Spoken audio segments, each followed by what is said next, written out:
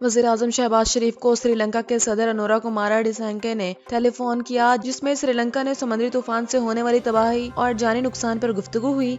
वज़ीर आज़म ने मुतासरा खानदानों से दिली ताज़ियत का इजहार किया और मुश्किल वक्त में श्रीलंकन हुक्काम की कोशिशों को सराहा। शहबाज शरीफ ने कहा कि पाकिस्तान हमेशा श्रीलंका के साथ खड़ा है और इस आफत के बाद बहाली तक हर मुमकिन ताउन जारी रखेगा, जबकि हंगामी इंसानी इमदाद फौरी तौर पर रवाना की जा रही है।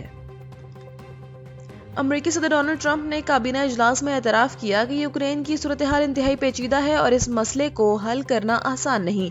उन्होंने दावा किया कि वो अब तक 8 जंगें रुकवा चुके हैं और रूस यूक्रेन जंग 9वीं होगी। ट्रंप ने कहा कि उन्हें हर जंग रुकवाने पर एक नोबल इनाम मिलना चाहिए, लेकिन वो लालची नहीं बनना चाहते। उनका कहना था कि उन्हें इनामात से ज्यादा जंगों में होने वाली हलाकतों की फिक्र है। ट्रंप ने रियासत लुजियाना और न्यू ओवरलैंड्स में नेशनल गार्ड्स की तैनात करने का ऐलान भी किया है। म्यांमार में ऑनलाइन फ्रॉड सेंटर्स के खिलाफ कार्रवाई के दौरान मकामी फौज ने 38 पाकिस्तानियों समेत सैकड़ों गैर मुल्कियों को रिहा कर दिया।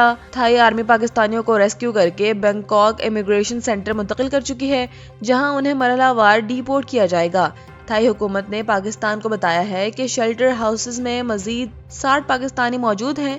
हुकूमत ने एजेंटों के खिलाफ कार्रवाई और डिपोर्ट अफराद का नाम 5 साल के लिए ECL में डालने की सिफारिश की है। FIA ने शहरियों को खबरदार किया कि म्यांमार, थाईलैंड और कंबोडिया ऑनलाइन फ्रॉड के बड़े मराकज हैं। जाली नौकरियों और वर्क वीजों के झांसे में न आएं।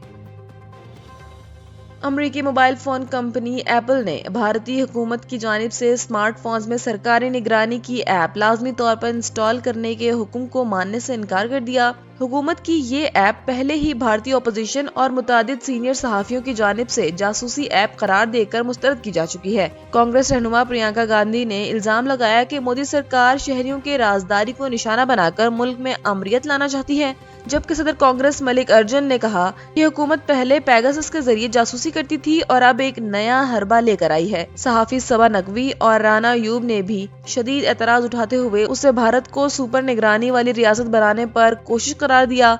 भारतीय हुकूमत ने फोन बनाने वाली कंपनियों को इस ऐप की तनसीब के लिए 90 रोज की मोहलत दे रखी थी।